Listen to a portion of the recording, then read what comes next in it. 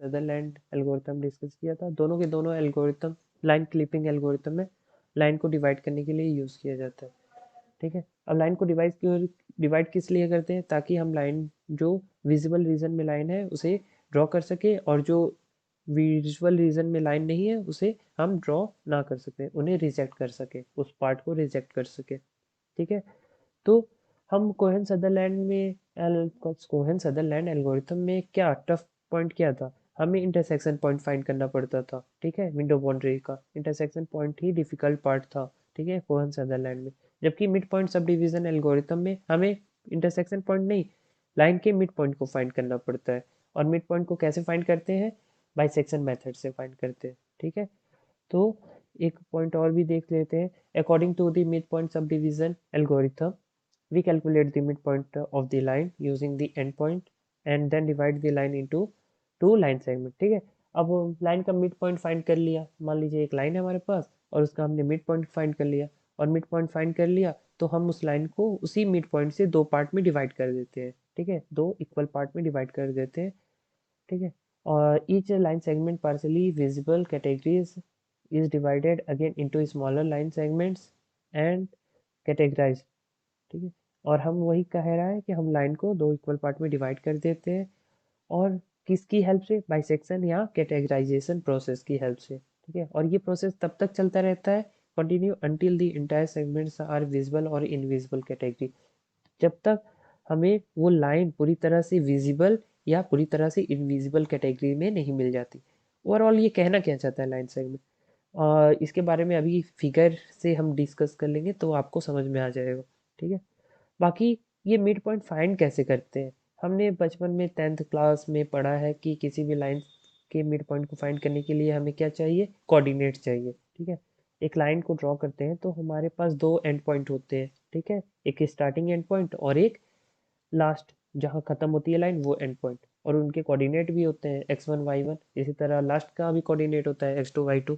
उन दो इन्हीं सभी कोऑर्डिनेट्स की हेल्प से हम एक्स और वाई के मिड पॉइंट को फाइंड करेंगे। ठीक है, और ये हमारा फॉर्मूला है, इस फॉर्मूले को याद रखिएगा क्योंकि इसी की हेल्प से हम हर मिड पॉइंट को फाइंड करेंगे, हर लाइन को।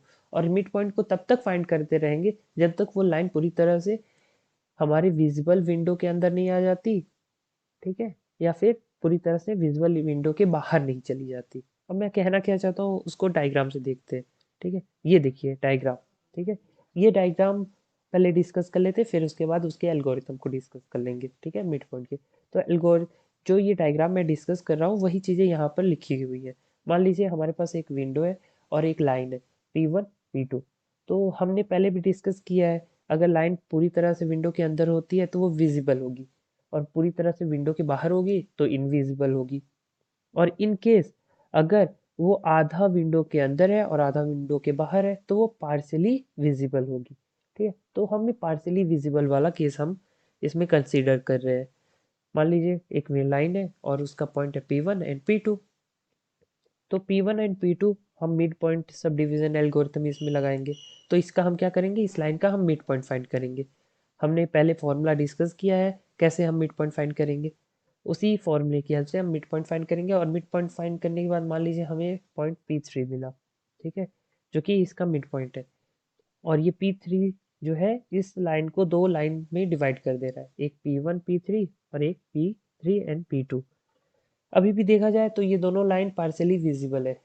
अगर P1 और P3 की बात करें तो यहाँ पर भी आधी लाइन बाहर है आउटसाइड द विंडो और आधी लाइन इनसाइड द विंडो है, तो ये पार्शियली विजिबल है। सेम केस इसमें भी है P2 P3 में भी। आगे क्या है कि हमें इन दोनों लाइन का, जो अभी ये दो लाइन पार्ट में डिवाइड हो गए हैं, इन दोनों लाइन का भी मिड पॉइंट फाइंड करना पड़ेगा। और ये मिड पॉइंट तब तक फाइंड करना रहता है जब तक हमारा ये पूरी तरह से विंडो के अंदर ये लाइन पूरी तरह से आ नहीं जाती, और ये जो आउटसाइड द विंडो होगी उसे हम रिजेक्ट करते जाएंगे। तो जैसे यहाँ देखिए, हमने P1 P3 का मिड पॉइंट फाइंड किया तो P4 आया, P2 P3 का मिड पॉइंट फाइंड किया तो P5 आया।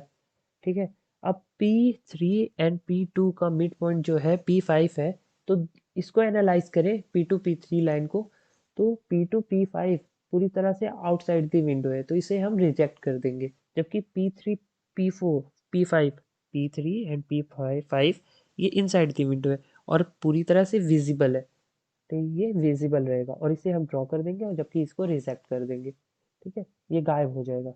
P2 P5 लाइन ये पूरी तरह से गायब हो जाएगा। अब बात करते हैं P1 P3 लाइन की। तो P1 P3 लाइन में क्या है, P1 P4 पूरी तरह से आउटसाइड द विंडो है, तो ये रिजेक्ट हो जाएगा, गायब हो जाएगा। जबकि P3 P4 partially visible line है, मतलब थोड़ा सा लाइन अंदर है थोड़ा सा लाइन बाहर है, ठीक है। तो अब हम किसका मिड पॉइंट फाइंड करेंगे, P4 एंड P3 का मिड पॉइंट हम फाइंड करेंगे। तो यहाँ पर देखिए P1 P4 को रिजेक्ट कर दिया गया है, P5 P2 को रिजेक्ट कर दिया गया है, बचा हमारे पास P4 P3 एंड P5 ये लाइन, ठीक है। तो P4 एंड P3 का अगर मिड पॉइंट फाइंड करते हैं तो P6 आता है, ठीक है। और देखा जाए यहाँ पर इस लाइन के बारे में देखा जाए तो P3 और P6 जो है पूरी तरह से विजिबल होगा, जबकि P4 P6 अभी भी पार्शियली विजिबल है। तो P4 और P6 के बीच का मिड पॉइंट निकालेंगे। P4 F फिगर में आ जाइए, ठीक है। P4 और P6 का जो मिड पॉइंट है P7 है। तो P7 और P4 पूरी तरह से आउटसाइड द विंडो है, तो इसे रिजेक्ट कर देंगे। और P7 P6 पूरी तरह से इनसाइड द विंडो है, तो इसे एक्सेप्ट करेंगे और इसे ड्रॉ करेंगे। तो ओवरऑल P7 टू P5 ये पूरी तरह से लाइन विजिबल है, तो ये ड्रॉ होगा। और बाकी जो लाइन हमने रिजेक्ट कर दी है वो बाहर हो जाएंगे, रिजेक्ट हो जाएंगे और उसे हम ड्रॉ नहीं करेंगे। तो ओवरऑल हमें ये लाइन मिली जो कि हमारी विंडो में ड्रॉ होगी, ठीक है। तो वही केस पूरा ये डिस्कस किया है, ठीक है। तो एक बार देख लेते हैं क्या कहना चाहता है एल्गोरिथम। एल्गोरिथम कह रहा है कि स्टार्ट करेंगे एल्गोरिथम, ठीक है। लाइन ड्रॉ करना, लाइन के सेगमेंट्स को फाइंड करना कि क्या ड्रॉ हो क्या नहीं। पहले अगर दोनों एंड पॉइंट विजिबल रीजन में होता है तो हम उस लाइन को पूरी तरह से ड्रॉ कर देंगे कंप्लीटली और वहीं पर हमारा प्रोसेस कंप्लीट हो जाएगा। अगर पूरी तरह से इनविजिबल होता है एंड पॉइंट लाइन का, तो मतलब आउटसाइड द विंडो है, तो वहाँ पर प्रोसेस वहाँ पर भी कंप्लीट हो जाएगा और हम लाइन को विजिबल रीजन से हटा देंगे और उसे ड्रॉ नहीं करेंगे। थर्ड केस क्या है, पार्शियली विजिबल होता है, तो उस केस में हम क्या करेंगे, लाइन को स्मॉलेस्ट पार्ट में डिवाइड करते रहेंगे मिड पॉइंट में, ठीक है। भाई किसकी मेथड से, बाइसेक्शन मेथड से। और हम उस लाइन को चेक करते रहेंगे कि वो पार्शियली विजिबल है या नहीं, ठीक है।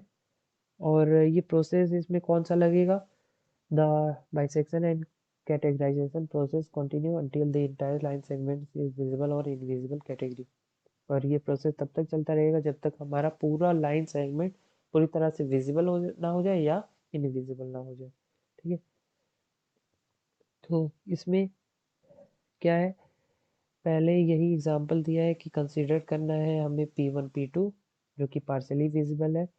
It is a sub divided into two line, two equal part, P1 P3 and P2 P3 and P2, ठीक है। Given figure B, both the line segment are tested for visibility and found partially visible, ठीक है। हमने ये discuss किया कि ये दोनों लाइन क्या है, पार्शियली विजिबल है। फिर उसके बाद जब both lines both line segments are then subdivided into two equal parts to get midpoint P4 P5 in given figure P C। तो C में हमें क्या दिया है कि हमने P4 एंड P5 दोनों लाइन सेगमेंट का मिड पॉइंट फाइंड किया है जो कि इक्वली पार्ट में डिवाइड कर रहा है इन दोनों लाइन सेगमेंट्स को, और फिर एब्जॉर्ब कर रहे हैं कि लाइन P1 P4 और P5 P2 जो है कम्प्लीटली इनविजिबल है, तो हम उसे रिजेक्ट कर देंगे। जबकि line P3 and P5 completely visible है, तो उसे हम ड्रॉ करेंगे। The line segment P4 and P3 is still partially visible है, तो इसीलिए इसका सब डिवीजन हम फाइंड करेंगे P6। It is observed that P6 and P3 is completely visible where P4 P6 is partially visible, thus P6 and P3 line segments are drawn, okay।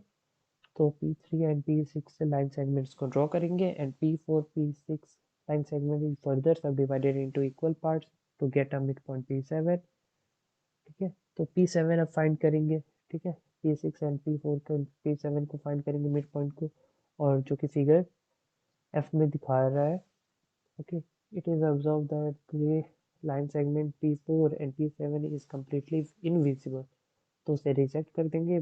But P7 P6 is completely visible in given figure F and there is no further partially visible segment. Okay, तो ये था हमारा mid point sub division algorithm. ये अगर video आपको थोड़ा सा doubtful लग रहा है, नहीं समझ में आ रहा है, तो इसको दोबारा देखिए और इस फिगर को ज़रूर ध्यान से देखिए, तो आपको ये mid point sub division algorithm में एक्चुअल में क्या परफॉर्म किया जाता है, कैसे हम लाइन सेगमेंट्स को फाइंड करते हैं,